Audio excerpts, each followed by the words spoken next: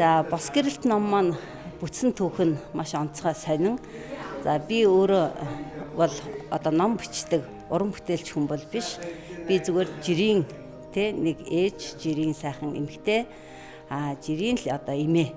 Тэгээд яагаад энэ бос гэрэлт номыг бичсэн бэ гэхээр коронавигийн одоо энэ үед хүн болгон гэр гэртээ дэглэм сахиж байгаа энэ сайхан үед бол одоо хамгийн одоо сайхан зүйл нь надад ном бичих санаа төрсөн. Тэгээд яг энэ бос гэрэлт номын маань бос гэрэлт ном маань яг бүтэн нэг сарын дотор бичигдэж ингэж уран бүтээл болж гарч ирж байгаа.